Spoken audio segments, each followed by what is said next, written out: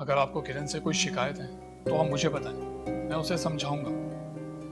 हम जमाने से लड़ सकते हैं लेकिन अपने ही घर में। तुम फिक्र मत करो। खैर अच्छा हुआ ये बात खुल गई। तुमने कील तो नहीं लगाई?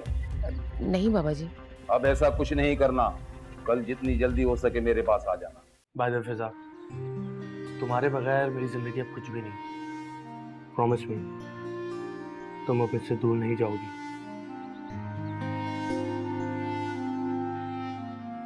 लगता है तुम मेरी बात का गलत मतलब ले गई हो। उसामा, जिंदगी में मैं जो कुछ भी देख चुकी हूँ उसके बाद मैं किसी पर इतनी आसानी से भरोसा नहीं कर सकती। समझता हूँ, तुम पे जो गुजरी है उसके बाद कोई किसी पे भरोसा नहीं कर सकता। लेकिन फिजा, मेरा यकीन करो, मैं तुम्हें कभी दुख नहीं दूंगा और हमेशा खुश रखूंगा। उसामा, जिंदगी को मैंने बहुत करीब से देखा है, आजमाया है, और इतना कुछ जानने के बाद मैं इस नतीजे पर पहुंची हूँ कि मैं जैसी हूँ, जहाँ हूँ, बिल्कुल ठीक हूँ। मानती हूँ कि तुम्हारी दोस्ती से मुझे हौसला मिलता है, लेकिन उसका मतलब ये नहीं है जो तुम चाहते हो। हम दोनों जिस दौर से गुजरे हैं वो आसान नहीं है, और किसी एक की बेवकूफ़ी की वजह से हमेशा रिश्ते कमज़ोर ही पड़ते हैं। और अगर दो एक जैसे हों तो रिश्ते मजबूत होते हैं। फिजा, मैं तुमसे शादी करना चाहता हूँ।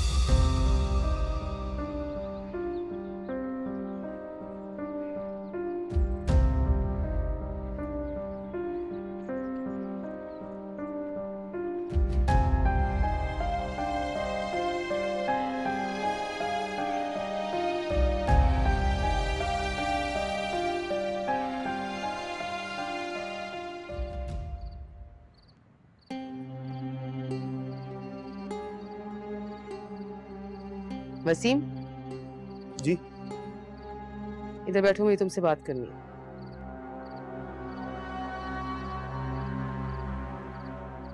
जी, क्या बात करनी है? उस दिन तुम फोन पे किससे बात कर रहे थे? हाँ, उस दिन तो मैं अपने दोस्त से बात कर रहा था। दोस्तों से इस लहजे में बात नहीं की जाती। तुम्हें शर्म नहीं आती अंबर को धोखा देते हुए? इतनी जल्दी उसकी कुर्बानियां भूल गए हो? क्या नहीं किया उस लड़की ने तुम्हारे लिए, और तुम उसका बदला ये दे रहे हो? मेरी सोच से भी छोटे आदमी निकले हो तुम। देखिए, मैंने अंबर को कोई धोखा नहीं दिया, और ना ही मैं इसे धोखा देना चाहता हूँ।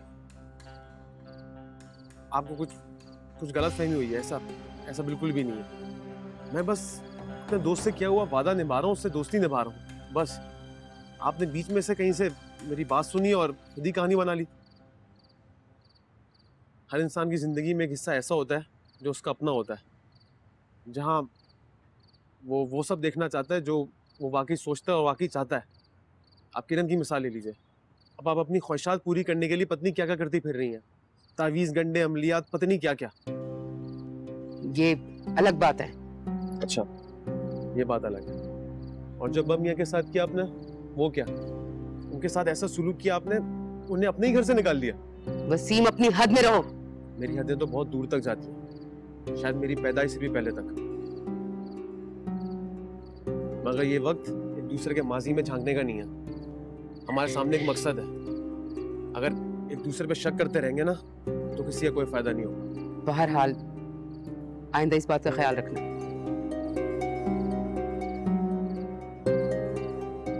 मुझे पहले ही शक था कि आप जरूर कोई टेढ़ी हरकत करेंगी। आप तो मेरी सोच से भी बढ़कर निकली, मगर इस दफा मैं आपको चाल चलने नहीं दूंगी।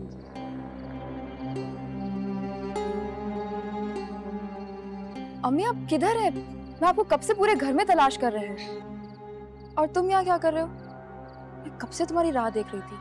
हाँ, मैं जब घर आया तो आंटी अकेली बैठी हुई थी। मैंने सोचा इनके साथ बैठ के थोड़ी देर बातें कर लूं।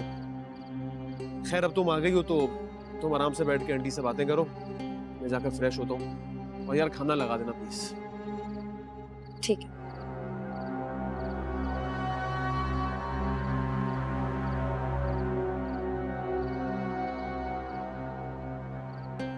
क्या हुआ? आप यहाँ अकेले क्यों बैठी हुई थी? घर के अंदर तबीयत थोड़ी उलझी सी महसूस हो रही थी, इसलिए जरा ताजा हवा में आ गई। अम्मी क्या बात है, आपको किस बात ने इतना उलझा दिया है? मुझे नासिर की तरफ से बहुत परेशानी है। भाई की वजह से? मगर क्यों? तुम्हें तो पता है हर बात का।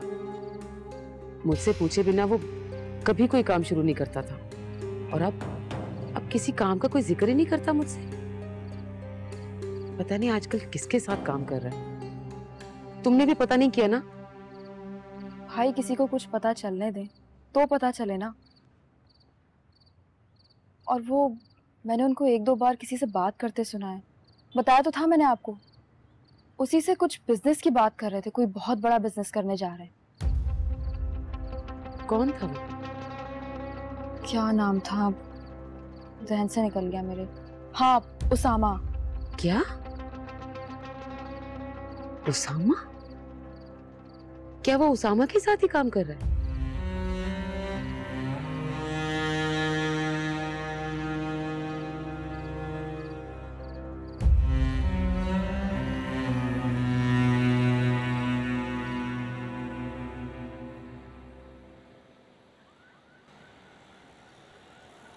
बहुत गर्मी थी यार बाहर।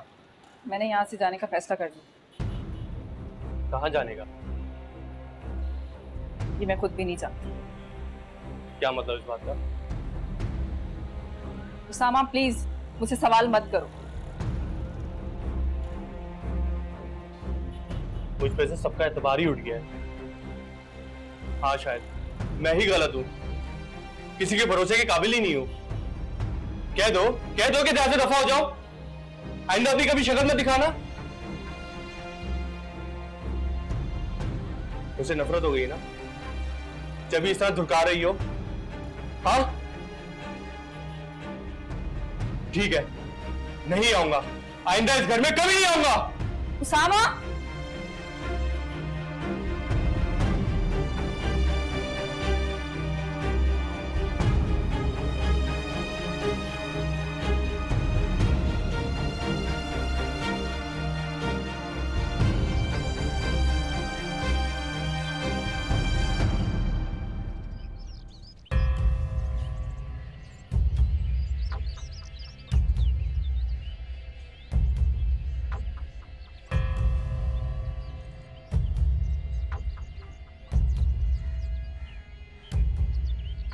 यार तुम्हारे जाने से ना घर बिल्कुल देखना सुनसान हो जाएगा।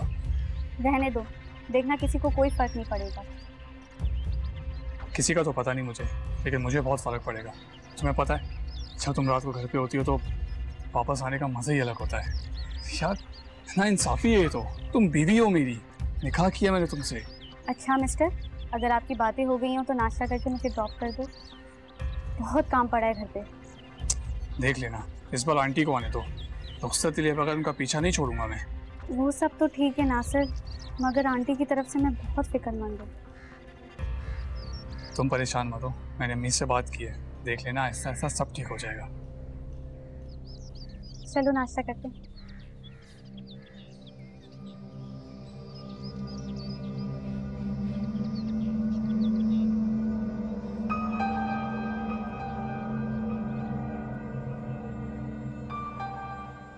अस्सलाम वालेकुम।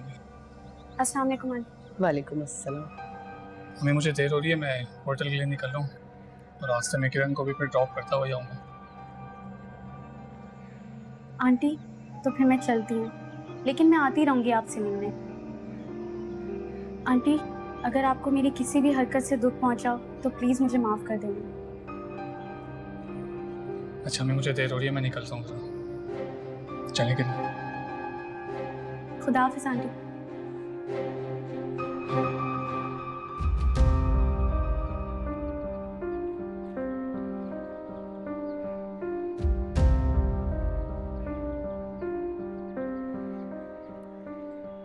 मैम ये पासपोर्ट आपने मिस कमल को देने को कहा था, लेकिन वो तो विजिट पे गई हुई है।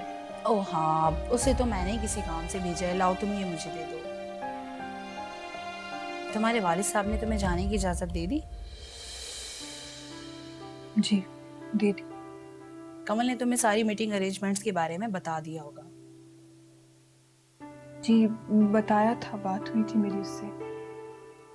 सुफिया, कोशिश करना कि क्लाइंट्स को हमारे दिए हुए सैंपल्स में ज्यादा चेंजेस ना करनी पड़े, और तुम्हारे पास अगर टाइम हो तो उनका फैक्ट्री भी विजिट कर लेना ताकि हम उनकी फैक्ट्री को ओवरटेक कर सके। ये तो बहुत अच्छी बात है मैम, मैं पूरी कोशिश करूंगी। सारा मटेरियल तुम्हारे बैग में पैक कर दिया जाएगा। नहीं, उसकी कोई जरूरत नहीं है, मैं मैनेज कर लूंगी मैम। तुम सिर्फ अपने कैलिबर का काम करो, बाकी काम तुम्हें स्टाफ को करने दो। ये हमारे ऑर्गेनाइजेशन के कुछ रूल्स हैं। और हाँ, ट्रैवलिंग अलाउंस भी तुम्हें सुबह तक दे दिया जाएगा। Thank you ma'am. Come. Ma'am, जो फैक्ट्री है उसमें बहुत सारी प्रॉब्लम्स थी, मैंने 1-2 इश्यूज सॉल्व कर दिए सवाए एक के। देखो, ये सारी बातें हम बाद में करेंगे। तुम ये पासपोर्ट लेके इसका वीजा कंफर्म करवाओ और मुझे फौरन इन्फॉर्म करो। ये लो। ठीक है, मैं आपको थोड़ी देर में बताती हूँ। गुड। मैम मैं चलती हूँ, वो जरा मीटिंग के अरेंजमेंट्स देख लूँ। Best of luck for the meeting. Thank you ma'am. Good.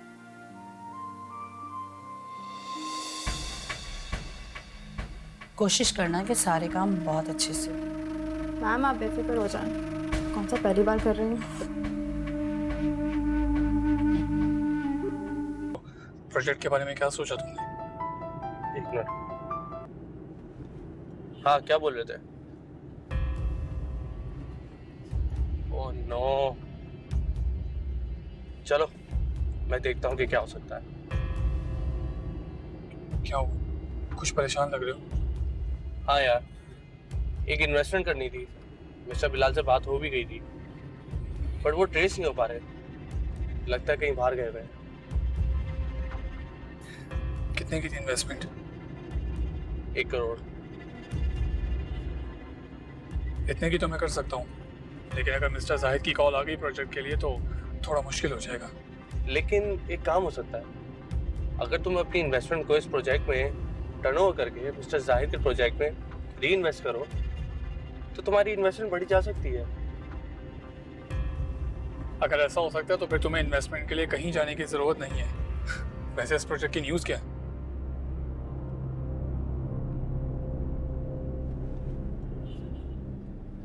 मुझे मालूम है कि ये बात ठीक नहीं है, मगर अम्मी मैं कोई छोटी बच्ची नहीं हूँ, मैं अपनी हिफाजत खुद कर सकती हूँ। बात ये नहीं है, तुम एक लड़की जात हो और ये मुआशरा जबान से इज्जत तार तार कर देता है। मुझे एहसास है इस बात का, मगर मैं हवेली में रहे बगैर अपना मकसद हासिल नहीं कर सकती। आपको नहीं पता, वहाँ रहकर जो जो बातें मुझे मालूम हुई हैं, अगर मैं आपको बता दूँ तो आपके पैरों तले ज़मीन खिसक जाएगी। क्या मतलब?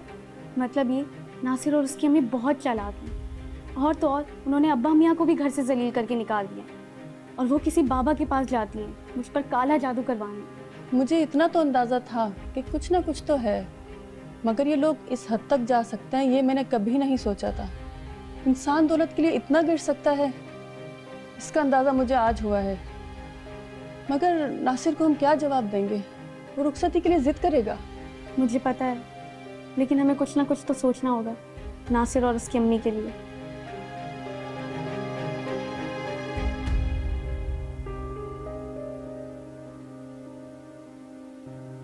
हक अल्लाह,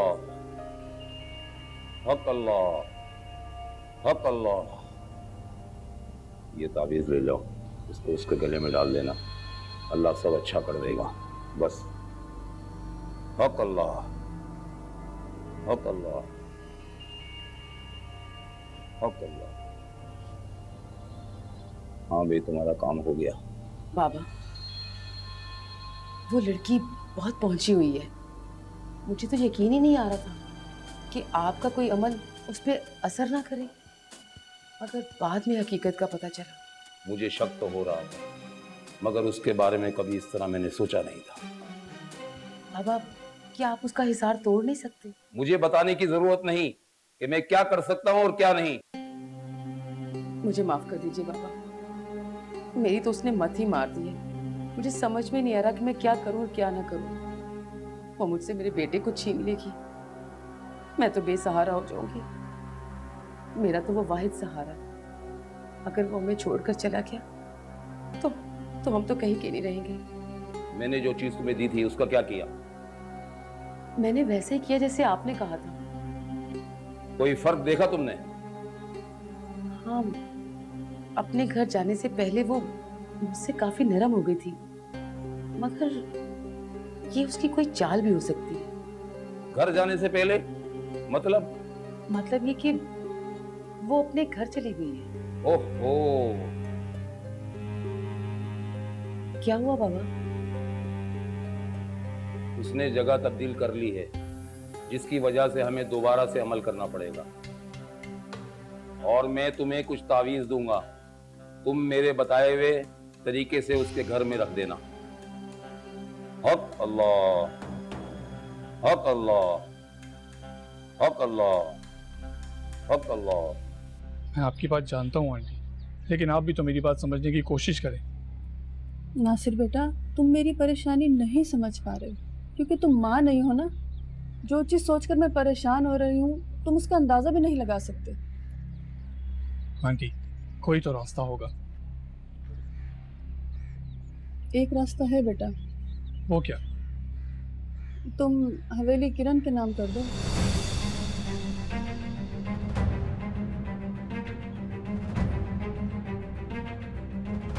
हालात समझने की कोशिश करो बेटा।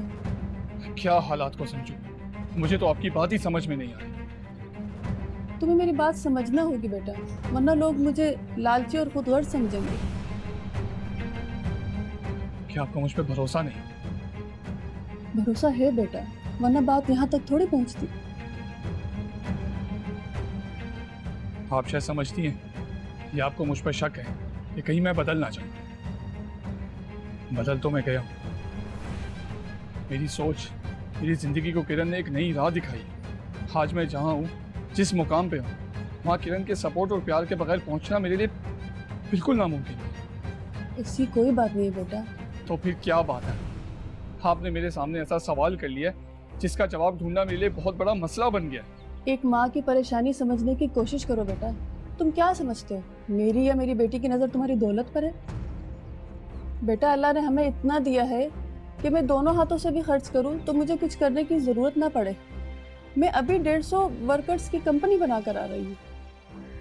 हमारा यहाँ कोई रिश्तेदार नहीं है और मैं ऐसे कैसे छोड़ दूँ अपनी बेटी को। ज़िंदगी ने मुझे बहुत कुछ सिखाया है। ऐसे ऐसे हालात हो जाते हैं कि लोगों को बहुत कुछ करना पड़ जाता है। मुझे तुम पर शक नहीं है बेटा, मगर मेरा तजर्बा तुम्हारे तजर्बे से ज़्यादा है। मैंने हालात में फंसकर लोगों को ऐसे ऐसे काम करते हुए देखा है। हालात में फंसकर इंसान गलत फैसला कर सकता है, मगर ये ऐसा प्रेशर है जो गलत फैसले को रोक सकता है बेटा। और ये तुम दोनों के लिए बेहतर है बेटा।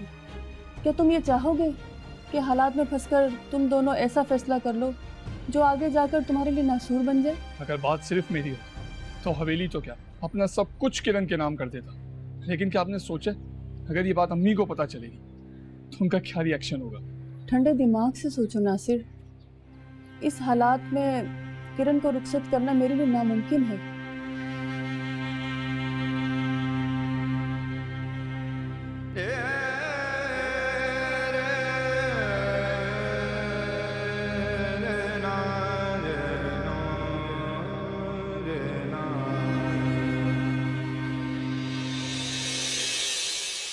मेरे बाबा की ऊंची हवेली